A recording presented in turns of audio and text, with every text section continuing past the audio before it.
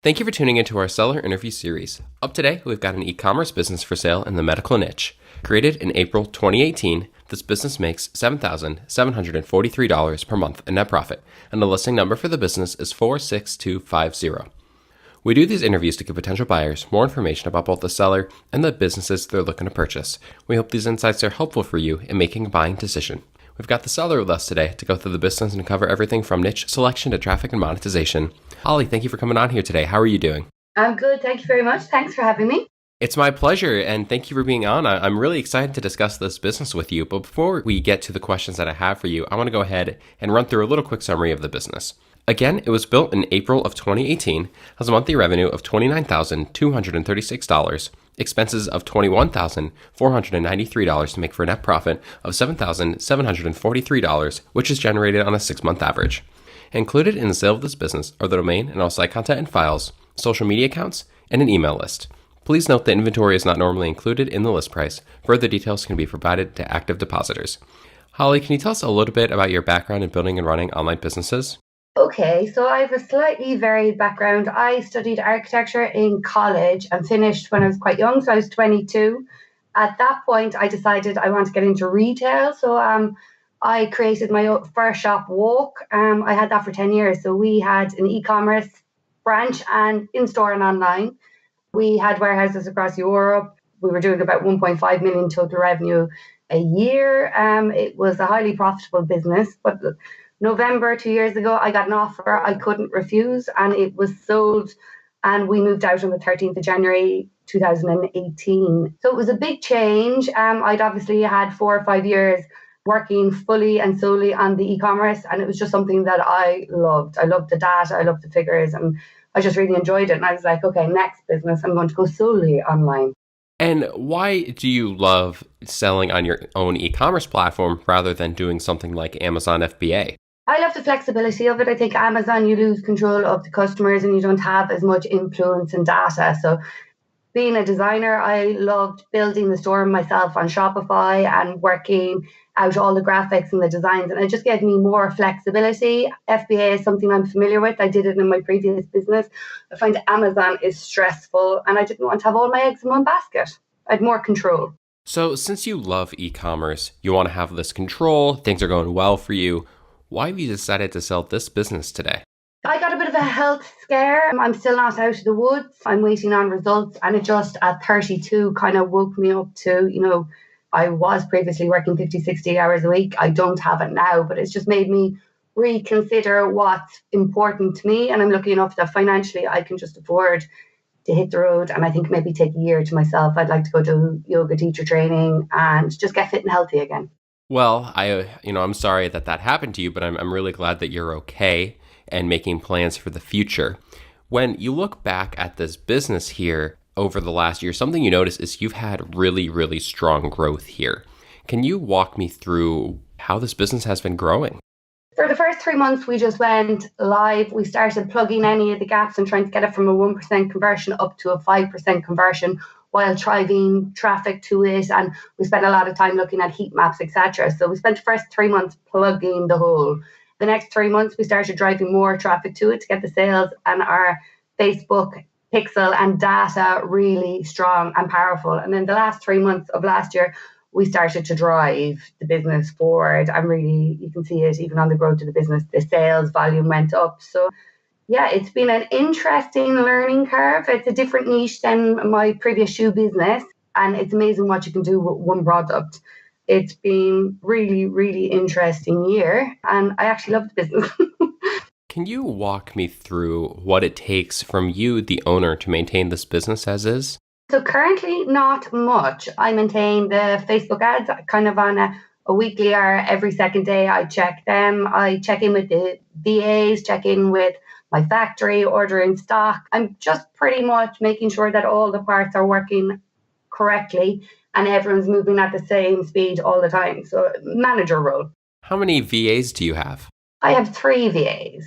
I just think it's a 3-legged stool. You remove one and there's still 2 there and it's nice and powerful. So 3 for me is a good number. Mm-hmm. And what are they currently doing for the business? So currently they do like social media posts and customer service. They also book in stock from my factory to the fulfillment center, keep an eye on any returns, etc. So they're doing the day-to-day nitty-gritty of the business. Can you walk me through how this website here generates traffic? Yes. So we have a 3-stage funnel on Facebook. We've spent like 1,000 hours plus just on Facebook marketing alone. We've launched a killer 3-stage video funnel to drive traffic to the store. So we start with a video customer testimonial and then retarget these customers. And we've a couple of 100,000 social proofs on each video. And we're kind of up to about 250 product reviews on the page, with about 85% of them being 5-star. So we spend a lot of time, I suppose, padding out the customer side, the reviews, and getting social proof for the business. And yeah, it definitely drives a lot of traffic and a lot of sales. If you were to keep this business yourself and try to grow it, what are the major opportunities that you would focus on? Easy peasy. I would go straight to the US and Canadian marketplaces using our Facebook ad strategy. I think the US market alone is worth maybe 4 times the European market. And to date, we've only been focusing in the UK and Irish arenas. I've spent a lot of my own personal time researching factories in the US that can do the same as what we currently get manufactured in the UK. So I'd be happy to put them in touch with the supplier for the US, but it would pretty much be instant, I think. So since a lot of the work has already been done with expanding to the US, why have you hesitated to do it? I suppose I was at the 12-month point and I knew I could do the Empire Flippers, and I've decided personally that I need time off and a break. I have the factory sitting there. I could place an order in the morning, but it's time for me. Yeah, and that absolutely makes sense given your reasoning that you gave earlier. Now, it's definitely, I'm sure, a major opportunity to someone who's listening that a lot of the work with expanding to the US has already been done. But on the flip side of opportunities, you have risks. Do you feel like there are any potential risks associated with this business that a new owner should be aware of? Not really, not that I can see. We haven't come across any difficulties. Like, it is one product, so it's pretty easy to get your head around once the packaging and that is to standards, which factories can help you with. There aren't that many risks. If someone came to you and said, "Hey, Holly, you've been very successful with e-commerce and I want to follow in your footsteps. How should I get started?" What would be your big piece of advice for them? Ooh, that's a tricky one. I'd say just start it. Stop thinking about it. You can overthink it and your fears get in the way. I would spend a lot of time looking at the product. You know, you want a niche product with high sales potential, and put your research into that. So we spend a lot of time looking on Amazon and the web at high selling products with a high margin. We currently have a 10x on the product, so it leaves a lot of room. So that would be mine, kind of look for a high margin, high volume sales product. And then I think you've got a cracking business. Would you commit to a non-compete? Yes. How much support are you willing to offer a new owner during the transition period? I would be happy to do 30 days, emails, no problem, and maybe 2 to 4 Skype calls for an hour. But I'd also happy to maintain like the VAs and that for a while until they get more familiar with the systems and the procedures, and just help them out as much. I'd like them to see the business go to the next level in the following 12 months. I'd be really happy to see that. I'd love to see it in the US. Are you open to negotiating on something like an earnout where potentially a percentage of the capital from the sale would be paid out in the next coming months?